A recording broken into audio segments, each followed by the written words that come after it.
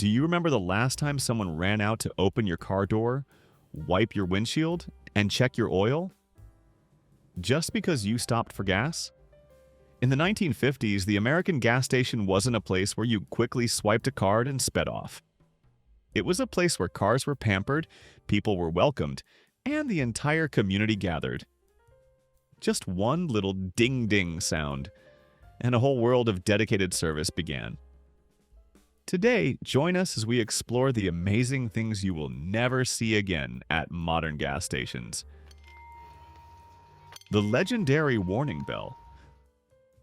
The very first moment that signaled you had entered the world of dedicated 1950s service was the legendary ding-ding bell.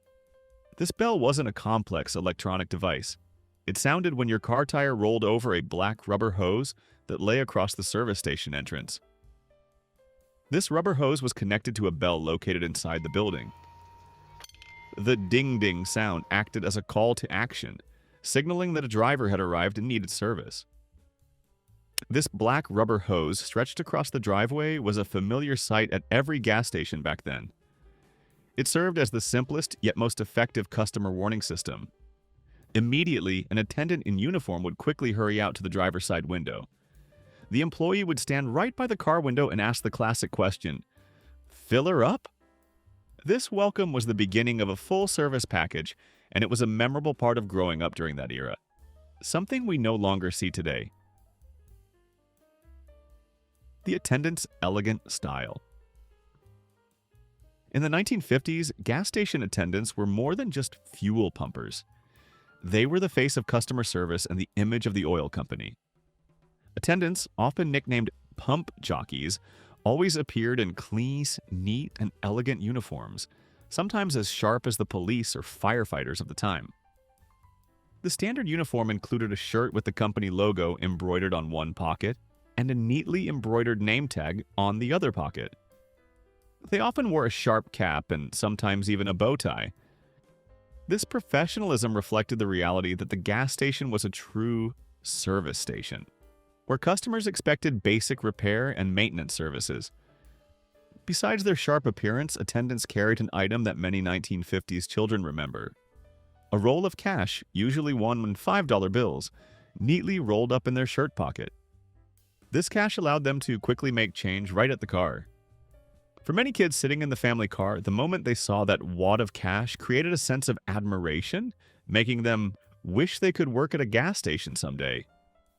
They were treated with respect because they provided an essential service that many people couldn't perform themselves. Compared to modern cashiers standing behind bulletproof glass, the 1950s gas station attendant symbolized an era where personal service, professionalism, and convenience were key to winning the fierce competition between oil companies. Their dedicated care turned a simple task like getting gas into a full-service stop experience, far removed from the hurried self-service model we know today. Do you remember the distinctive smell of leaded gasoline, or the feeling of getting your windshield cleaned for free back then? Comprehensive routine, maintenance. After the attendant politely greeted you, the moment your car stopped next to the pump was when the full-service experience began, a service that has completely disappeared today. For the 1950s, gas station attendant, pumping gas was just the first step. The rest of the process was automatic routine maintenance, a free service performed whether the customer bought only 50 cents worth of gas or filled the tank completely. This service was essential because cars back then were less reliable and required more frequent maintenance than modern vehicles. The dipstick ritual. The very first thing the attendant would do after starting the gas pump was automatically open the hood. The focus of this action was checking the engine oil level, a ritual performed with near-ceremonial professionalism. The attendant would pull out the dipstick, and the unmistakable characteristic was the large rag always hanging out of their back pocket, used to wipe the dipstick clean. After wiping, the mechanic would present the dipstick for the driver's inspection. This gesture was often described as being like a sommelier inviting a guest to sample a vintage wine. This oil check wasn't just a courtesy, it was a necessity. 1950s cars typically consumed much more oil. In fact, those who worked at service stations in the 60s and 70s recalled that, on average, 1 in 5 cars entering the station was a quart low on oil. Some V8 cars even lost so much oil that they needed an additional 3 quarts just to reach the required level. The oil top-off service was a common request after every 3 or 4 fill-ups. The service ensured the engine ran smoothly throughout the journey. Under the hood diagnostics. Checking under the hood also included many other vital fluids. Coolant/water check. The attendant would check the coolant level in the radiator. Battery check. This was a necessary service that no longer exists today. Unlike modern sealed batteries, batteries back then were often not sealed and required the attendant to check the water level inside. They would add distilled water if necessary, ensuring the battery worked well and extended its lifespan. These actions weren't just customer service, it was the work of a basic technician, helping drivers avoid major breakdowns on the road. Squeegee mastery. While the gas was pumping and fluids were being checked, the attendant would move on to a part of the service that customers always appreciated: cleaning the windshield. The attendant would use a squeegee and display skillful expertise, like a surgeon, to clean the large panoramic windshields typical of 1950s cars with just a few decisive swipes. This entire service, from cleaning the glass to checking the oil, was performed free of charge. In addition, attendants also checked tire pressure and might perform other small services, like taking trash bags from customers to dispose of.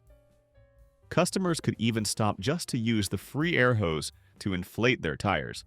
Many stations even left the air hose outside after closing at 7 or 8 p.m. This comprehensive routine maintenance service defined the identity of the old service station. It not only ensured your car was in the best possible condition, but also provided drivers with complete peace of mind, a sense of personal care that we traded for the convenience of today's self-service model. When was the last time someone checked your car's oil for free? What did that kind of dedicated service mean to you? Mechanic on duty.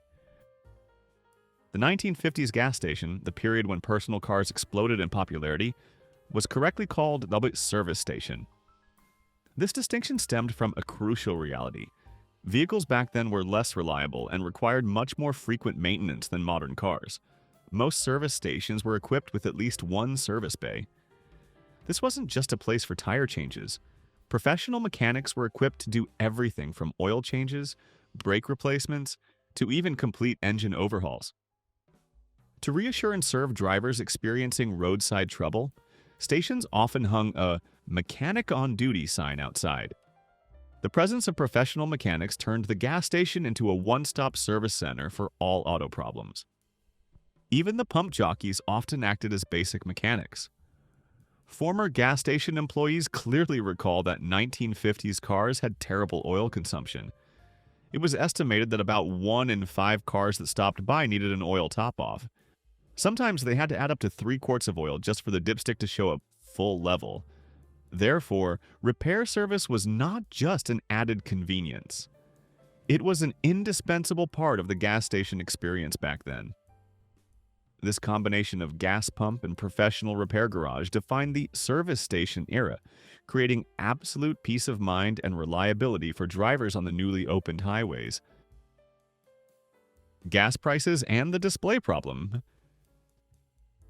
If today you are shocked to pay over $3 for a gallon of gas, in the 1950s, the biggest economic shock was when gas prices crossed the $1 mark, a price considered unimaginable at the time. In 1950, the average gas price in the U.S. was only 27 cents a gallon. By 1960, this number only slightly increased to 31 cents. Of course, the fuel sold at this extremely low price was leaded gasoline. Leaded gasoline acted as a lubricant for the engine valves of the time, a crucial technical factor before the Environmental Protection Agency, EPA, began imposing limits on lead content in the 1970s. The low gas prices created an interesting technical issue. The gas pumps of the time were only designed to display a maximum of 3 digits for the price per gallon. Out of those 3 digits, 1 digit was dedicated to displaying 9/10 of a cent. This meant that when the gas price reached $1, the pump system couldn't display the full number. To solve this $1 crisis, Gas station owners had to use immediate makeshift solutions. They had to paste a piece of adhesive tape on the pump to reflect the soaring cost, or simply double the price displayed on the pump to overcome the display limit. This inconvenience is proof of an era when no one anticipated gas prices could climb to $1 a gallon, and the story of the three-digit pumps became a symbol of the economic innocence of the 50s.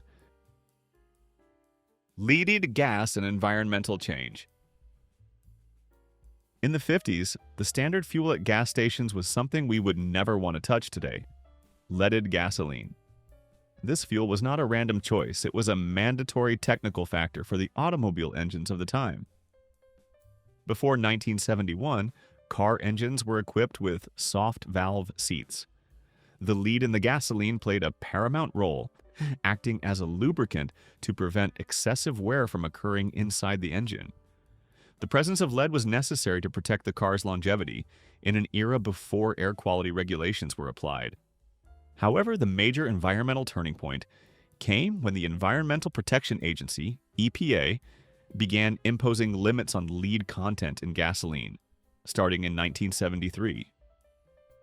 At the same time, new car models aiming to control pollution were required to be equipped with catalytic converters. These catalytic converters, in turn, required the use of unleaded fuel.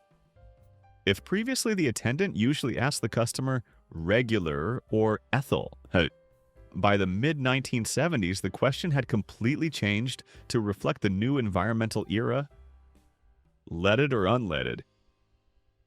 This transition marked a significant milestone, shifting the focus of the automotive industry from maximizing engine performance with lead to prioritizing air quality regulation and public health. Paying with old credit cards.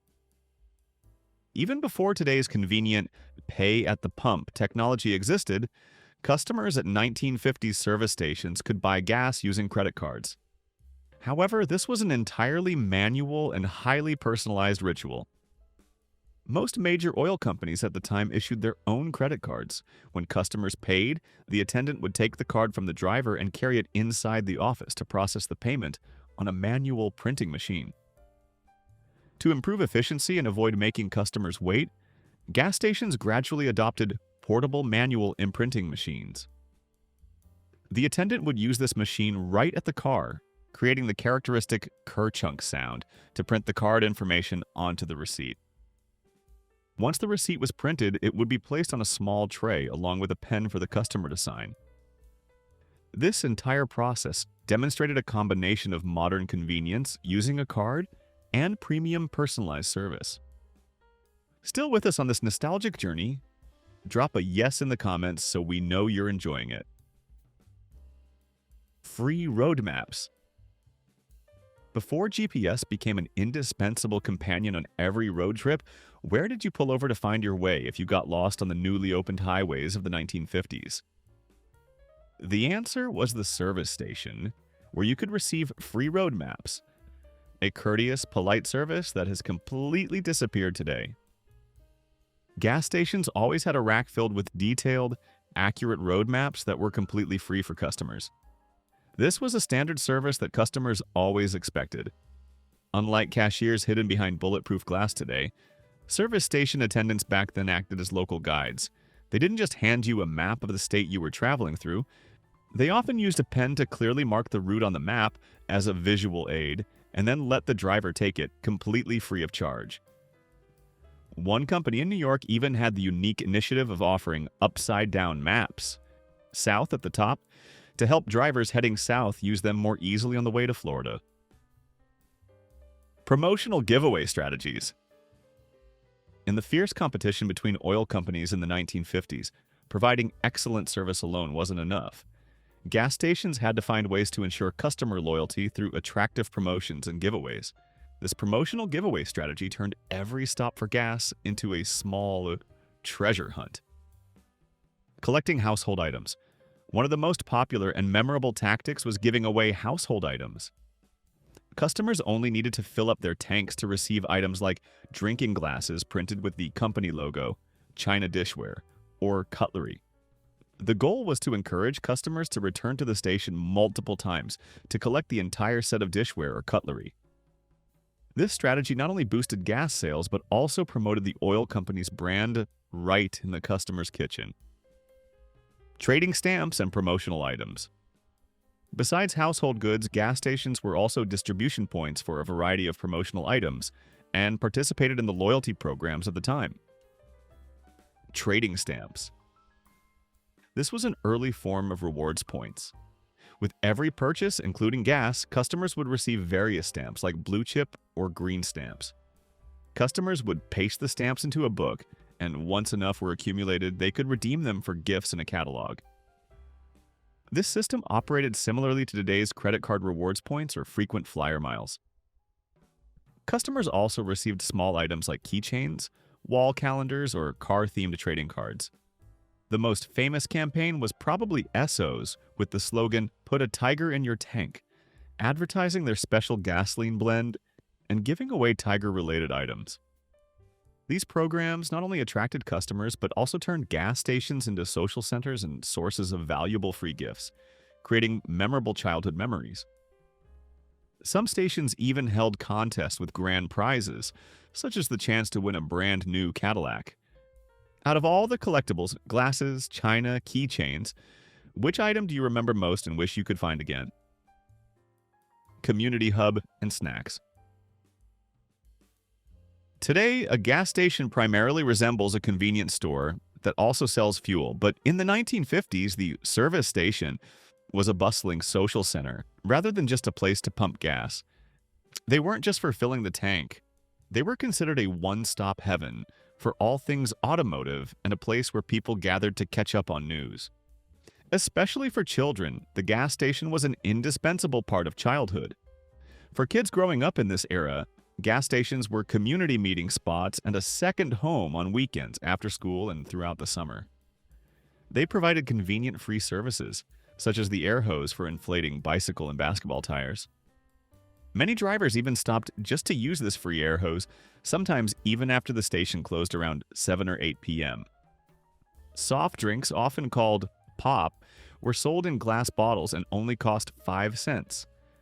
The most popular types were Coca-Cola or Orange Crush. A unique specialty of the time was pouring a packet of peanuts into a Coke bottle and sucking them up with the drink, an experience many remember fondly. Additionally, gas stations sold all sorts of candy, including popsicles, ice cream bars and sandwiches, fudge, and even candy cigarettes. These snacks were crucial supplies, especially during breaks between the kids' cowboy or war games. This combination of comprehensive car service and convenience store transformed the gas station into a highly personalized stop.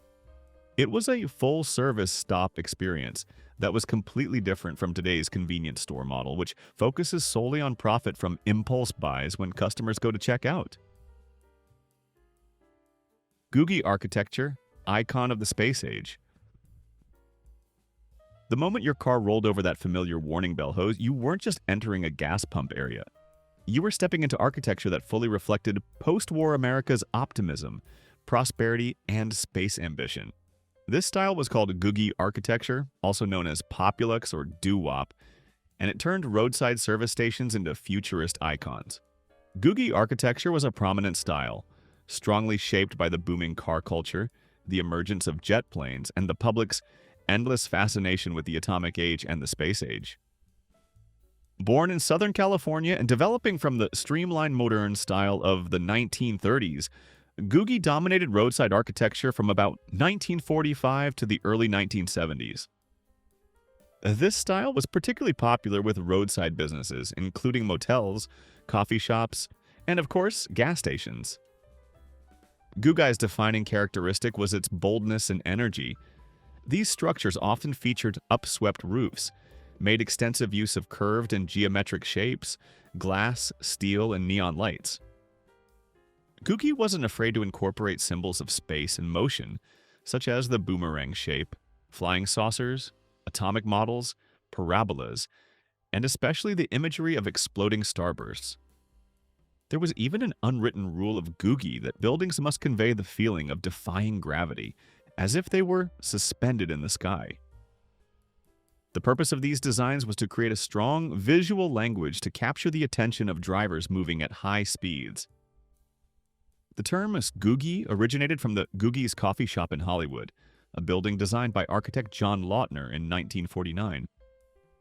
After House and Home magazine editor Douglas Haskell declared, "This is Googie architecture," the name became the label for the style. Culturally, Googie architecture perfectly reflected the wealth, optimism, and public excitement about new inventions like nuclear power and space travel in the US. Instead of just being functional boxes, Googie gas stations became architectural structures that felt like temporary observation posts of a promising future. The shift from service stations to convenience stores reflects the advancement of automotive technology and changes in consumer behavior. Today, cars need less frequent maintenance, and we prioritize speed and convenience when self-pumping gas and swiping a card. Modern gas stations' profits come from selling snacks, cigarettes, and coffee, not from repair services or fuel. However, along with those innovations, we lost the warmth of the dedicated service model. We no longer have attentive attendants wearing bow ties, ready to clean your windshield and check your oil, even if you only buy 50 cents worth of gas. What we truly miss is not just the free China cups or leaded gas, but the personalized care and sense of community that the service stations provided. Like a well-fitting old coat, life at the 1950s gas station offered a sense of safety and being cared for that is hard to find in the hustle of modern life. Life in the US in the 1950s.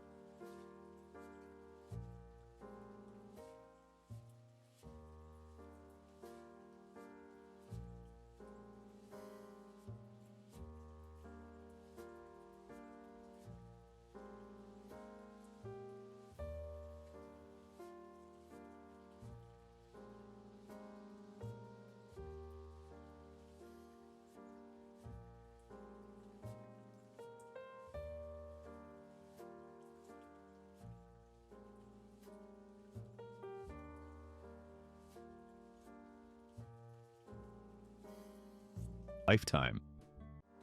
Thank you for joining Back to Yesterday to revisit this memory. Don't forget to share your thoughts in the comments below, and we'll see you in the next nostalgic story.